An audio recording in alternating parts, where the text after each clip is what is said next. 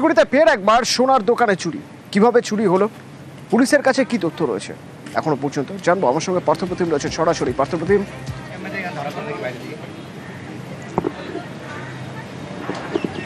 দেখো, তোমাকে জানিয়ে রাখি, শিলিগুড়ির 4 নম্বর ওয়ার্ডে ঘটনা।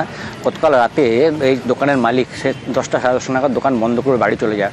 অন্যদিন তার এই সোনার এবং রূপোর গয়না সাধারণত লকারে রেখে দেন, কিন্তু কাল এক অনুষ্ঠানে যাওয়ার কথা ছিল বলে তিনি কিন্তু একেবারে দোকানের মধ্যে সব রেখে চলে যান। এবং আজ সকালে যখন দোকান খুলে তিনি দেখেন যে দোকানের যে সিলিং রয়েছে সে সিলিং কাটা, অর্থাৎ টিনের যে ছাদ, তার যে সিলিং সেটা কেটে দুষ্কৃতীরা তার দোকানে ঢোকে এবং যে সব সোনার গয়না এবং রূপোর গয়না ছিল সব লুট করে নিয়ে কিন্তু পালিয়ে গেছে।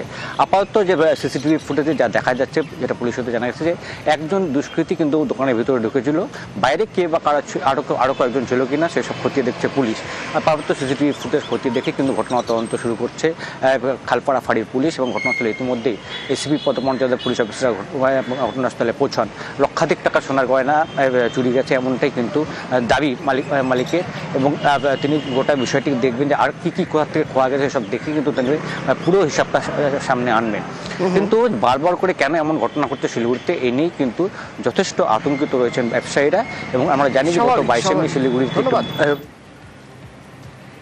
বন্ধ করে চলে গেছি, রোজের মতোই যাই, কিন্তু কালকে আমি একটুখানি সময় পাইনি বলে বেশি করে আমি জিনিসপত্র ছেড়ে দিয়ে চলে গেছি। আর কালকে এই ঘটনা ঘটে, সব আমার জিনিসপত্র সব যাচ্ছিল সব খালি করে নিয়ে চলে গেছে। তো আমি তো সবুজ তো এখানে রয়েছে যে এখানে ডাব্বা থেকে কি বের করছে, কি নিচ্ছে না নিচ্ছে সবই তো ক্যামেরা রেকর্ডিং আছে। এটিএমে ব্যাংক ক্যাশ ডিপোজিটের অপশান রয়েছে, সেখানে নোট দেওয়া যায়, নিজের অ্যাকাউন্টে জমা করা যায়। তো সেখানে নকল নোট দিতে গিয়ে ধরা পড়ে গেলেন এক যুবক, ময়নাগুড়ির যুবক। কি হয়েছে জানবো। শান্তনু রয়েছেন আমার সঙ্গে। শান্তনু,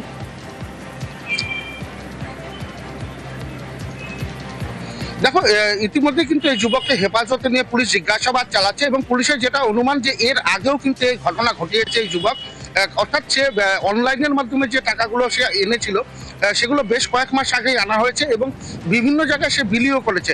যেটা পুলিশ মনে করছে এই যে নকল নোট, অর্থাৎ এই নকল নোটগুলোকে এনে সে সেগুলোকে দিয়ে বিভিন্ন কাজে প্রতারণা করছিল বলে পুলিশের কাছে এখনো পর্যন্ত যেটা অনুমান, এবং বিভিন্ন তথ্যও সংগ্রহ করছে পুলিশ। যেটা জানতে পেরেছে যে এটিএম এর মাধ্যমে সে নকল নোটগুলোকে চালিয়ে আসল করার চেষ্টা করছিল, অর্থাৎ এটিএম এ ঢুকিয়ে দিয়ে তার অ্যাকাউন্ট বাড়ানোর একটা চেষ্টা ছিল এই যুবক।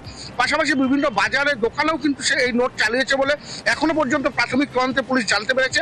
এবং এই যুবকের বাড়ি থেকেও কিন্তু প্রচুর সংখ্যায় এই নকল নোট উদ্ধার করেছে পুলিশ, যেগুলো অনলাইনের মাধ্যমে কিন্তু আনিয়েছিল। এবং এই প্রতারণার সঙ্গে আরো কেউ যুক্ত রয়েছে কিনা সেটা জানার জন্যই কিন্তু যুবককে জিজ্ঞাসাবাদের জন্য 5 দিনের হেফাজতে নিয়েছে ময়নাগুড়ি থানা পুলিশ, এবং রীতিমতন জিজ্ঞাসাবাদ চলছে। এবং জিজ্ঞাসাবাদ করতে গিয়ে পুলিশের যেটা মনে হচ্ছে যে একেবারে রীতিমতন প্রতারণার জন্য রীতিমতন পরিকল্পনা করে এই ছকে এগোচ্ছিল এই যুবক। এবং শুধু এই প্রতারণার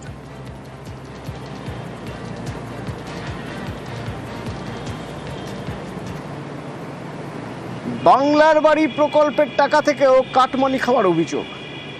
পঞ্চায়েত সদস্য এবং তার স্বামীর বিরুদ্ধে হাড়োয়ার ঘটনা, দুজনেই অবশ্য অভিযোগ অস্বীকার করেছেন। আমাদের তোলার কথা 6,000 7,000, পাকাবাড়ি 10,000 করে। এবার কথা ছিল 2,000 অঞ্চল নেবে, 2,000 পাবে মেম্বার, উৎসভাপতি পাবে 700-800, আর 800 সব কর্মীদের ভাগ হবে। রাজ্য সরকারের বাংলার বাড়ি প্রকল্প, এই প্রকল্পে টাকা অ্যাকাউন্টে ঢুকলে কাটমানি দিতে হচ্ছে বলে অভিযোগ।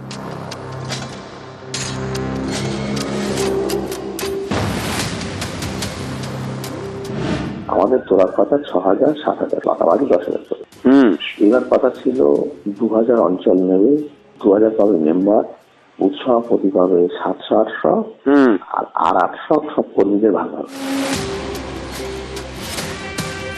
উত্তর 24 পরগনার হাড়োয়া, এখানকার গোপালপুর 1 নম্বর পঞ্চায়েতে তৃণমূলের সদস্য সুমিতা পাল ধর এবং তার স্বামী সুবীর পাল, ইনি তৃণমূলের বুথ সভাপতি। অভিযোগ, বাংলার বাড়ি প্রকল্পে ঘর পাইয়ে দেওয়ার বদলে টাকা নেন তৃণমূলের পঞ্চায়েত সদস্য এবং তার স্বামী। গোপালপুরের বাসিন্দা পল্টু দাস, তাঁর পাকা বাড়ি সত্ত্বেও বাংলার বাড়ির টাকা পেয়েছেন। এই পল্টু দাসের অভিযোগ, তার থেকেও কাটমানি নেওয়া হয়েছে। ঘরের জন্য আমি সম্পূর্ণ ঘরের টাকাটা পাইনি, না পাওয়ার ক্ষেত্রে আমি ঘরটাও আমি ঠিক তৈরি করে তুলতে পারছি না। মেম্বার আছে, উনি স্বামী আছে, উনি স্বামী একটু মোস্তান টাইপের, আমার বাড়ি আসলো, এসে আমাকে হুমকি দিয়েছে টাকা দিতে হবে। তা আমরা অত টাকা কোথার থেকে দেবো, কিন্তু তবুও আমাকে সেই টাকা দিতে হচ্ছে, তার কারণে আমি সেই ঘরটা করতে পারছি না। আমাদের বাড়ির ফ্যামিলি 3টে ঘর আছে, 3 জনের কাছ থেকেই নিয়েছে। এটা হচ্ছে রংদে মিশে আছে, স্করপিও গাড়ি, 4-5টা করে বাড়ি, এই ধরনের মেম্বার এবং এই ধরনের পঞ্চায়েত পশ্চিমবাংলার বুকে ভরো ভরো আছে। এটা পুরোটাই মিথ্যে, ভুল। সামনে আমাদের বিধানসভার ভোট আসছে, তার জন্য বিরোধীরা চক্রান্ত করেছে। যেটা সার্ভেতে এসেছিল ঘরের, আমাদের বিডিও অফিস থেকে নজরদারিতেই অফিসাররা এসে প্রত্যেকটা বাড়িতে ভিজিট করে ওনারাই সবটা, ওনাদের নজরদারিতেই সবটা হয়েছে। তার মানে আপনি বলতে চাইছেন কোনো দুর্নীতি হয়নি? না, এখানে কোনো দুর্নীতি হয়নি। আমরা নিজেরাই চাইছি যে এই কল রেকর্ডিংটা তো আমাদের নাই, এর তদন্ত হোক, যে কল রেকর্ডিংটা কে বা কারা করেছে। আমরা চাইছি বিরোধীদের মুখটা সামনে চলে আসুক। সম্পূর্ণ মিথ্যা, কোনো বেনিফিশিয়ারির কাছ থেকে কোনো পয়সা কড়ি নেওয়া হয়নি এবং আমাদের অঞ্চলেও কারোর কাছে কোনো অঞ্চলে কোনো নির্দেশই ছিল না কারোর কাছ থেকে 1 টাকা নেওয়া। উত্তর 24 পরগনা থেকে জিয়াউল আলম, নিউজ 18 বাংলা। পানিহাটি সরকারি হাসপাতাল, রক্ত পরীক্ষা তো বিনামূল্যে হওয়ার কথা, কিন্তু রক্ত পরীক্ষার মেশিনটাই নাকি খারাপ, ঢাকা দিয়ে রাখা রয়েছে। অতএব বেসরকারি সংস্থা থেকে রক্ত পরীক্ষার রিপোর্ট নিতে হচ্ছে রীতিমতো টাকা দিয়ে।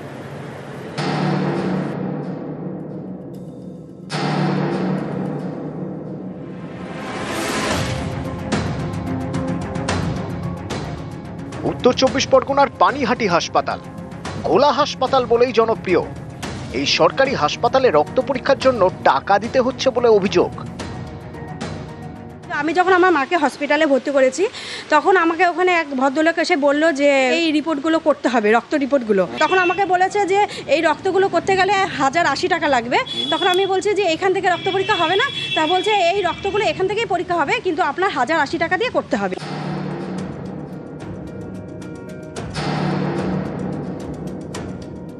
পুরো প্যাথোলজিটা অচল করে রেখেছে হাসপাতাল সুপার। তো হঠাৎ দেখি এই মাসের প্রথম দিক থেকে 4টে ল্যাবরেটরিকে, প্রাইভেট ল্যাবরেটরি, ওদের ডেকে ওদের 5টা ওয়ার্ডে বসিয়ে রেখেছে এবং এক একজনের ব্লাড টেস্ট করে বিল করছে 3,000, 4,000, 5,000, 500, 1000, যাতে যা পাচ্ছে বিল করছে।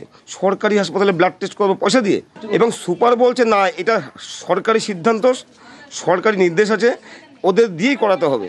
তবে আমরা এলাকাবাসী হিসেবে আমরা বুঝতে পারছি এটা মানে অন্যায় হচ্ছে, এবং ঘুঘুর বাসা, এটা মৌরসি পাট্টা যেটাকে বলে। পানিহাটি হাসপাতালের প্যাথোলজি ল্যাবে এই মুহূর্তে আমরা রয়েছি, এবং এই সেই প্যাথোলজি ল্যাব, যেই ল্যাবে রক্ত পরীক্ষা করার জন্য যে মেশিন, সে এই ল্যাবেই থাকে। কিন্তু কোনো এক অজ্ঞাত কারণে 7 থেকে 8 মাস ধরে এই সরকারি হাসপাতালে রক্ত পরীক্ষার মেশিন খারাপ হয়ে পড়ে রয়েছে। এই হাসপাতালে দালাল চক্র রমরমা ব্যবসা। মেশিন সারাই করার কাজ কিন্তু বন্ধ নেই, একটা থ্রু প্রপার চ্যানেল কাজগুলো হয়তো সেই হিসাবে কাজ যেমন চলা তেমন চলছে, নিয়মিত ইঞ্জিনিয়ার আসছেন। 7 থেকে 8 মাস ধরে মেশিন খারাপ হয়ে পড়ে রয়েছে, এতে যারা রুগী আছেন তাদেরকে বাইরে থেকে প্রচুর টাকাতেই করতে হচ্ছে। এটা তো আমার জানার কনসার্ন নয়। সুপার জানেন? হ্যাঁ জানেন। সরকারি হাসপাতালে বিনামূল্যে চিকিৎসা, কিন্তু পানিহাটি হাসপাতালে তা হচ্ছে না বলে অভিযোগ। কিন্তু কেন? হাসপাতাল কর্তৃপক্ষের দাবি গত 8 মাস ধরে হাসপাতালে রক্ত পরীক্ষা করার মেশিন খারাপ, তাই নাকি 4টি বেসরকারি ল্যাবকে বরাদ দিয়েছেন হাসপাতালের সুপার। অনেকেরই প্রশ্ন, বেসরকারি ল্যাবকে বরাদ দিলেও রোগীরা তো সরকারি হাসপাতালে, তাহলে তাদের কেন রক্ত পরীক্ষার জন্য টাকা দিতে হবে? সব কাজ ফ্রিতে হয়, কিন্তু অনেক সময় আউটডোরে যখন লোড বেড়ে যায় পেশেন্টদের, তখন আমাদের যে সরকারি রেট আছে 50 টাকা কি 60 টাকা ব্লাডের, যারা এটা করতে পারবে তারাই এখানে এসে করতে পারে। সরকারি হাসপাতালে কোনো পয়সা কেউ নিতে পারে না এবং নেয় না। প্যাথোলজি বা ল্যাবে যেটা বলছে, এটা একদল দালাল আছে, তারা নিজেরা এই কাজকর্মগুলো করতো, সেটা সুপার বন্ধ করে দিয়েছে যে কোনো দালালি চলবে না, সরকারি নিয়মে যারা করতে পারবে তারাই, সেই এজেন্টরাই এসে রক্ত নিতে পারবে। অভিযোগ, সরকারি হাসপাতালে ঢুকে বেসরকারি ল্যাবের কর্মীরা রোগী রক্ত নিচ্ছেন, তারপর সেই রিপোর্ট পেতে বেসরকারি ল্যাবকে দিতে হচ্ছে টাকা। আমাদের সরকারি ব্যবস্থা থেকে বাইরে কাউকে পাঠাতে গেলে পরে সেটা একটা আলাদা নির্দিষ্ট পদ্ধতি আছে। আচ্ছা, সেই ক্ষেত্রে বেনিয়মের অভিযোগ পেয়েছি আমরা বলে আমরা এটা তদন্ত করছি। আমরা ইতিমধ্যে প্রমাণ পেয়েছি বড় মাপের লোকজন জড়িত আছেন এর মধ্যে। আমাদের হাসপাতাল থেকে বাইরে রোগীকে রক্ত পরীক্ষার জন্য ব্যবস্থা করানো হচ্ছে, যেটা কিনা আমরা চাই না। এই অনভিপ্রেত কাজকর্মের মধ্যে বেশ কিছু লোক জড়িত আছে, তাদের মধ্যে উঁচু মাপের লোকজনও, পদস্থ লোকজনও জড়িত আছে। আচ্ছা আচ্ছা, এই অভিযোগের তদন্ত চলছে। সুপার ঠিক করে দিলেন 4টি ল্যাব, সেখান থেকে রক্ত পরীক্ষা। সরকারি হাসপাতালে গিয়েও রোগীদের রক্ত পরীক্ষার জন্য দিতে হচ্ছে টাকা। এরকম চাঞ্চল্যকর অভিযোগের পর সুপার কি বলছেন শুনুন। আসলে কিছুই বললেন না, হ্যালো হ্যালো বলে ফোনটা রেখে দিলেন।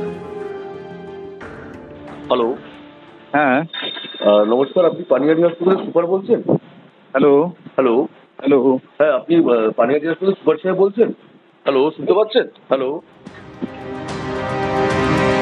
উত্তর 24 পরগনা থেকে সুবীর দে, নিউজ 18 বাংলা।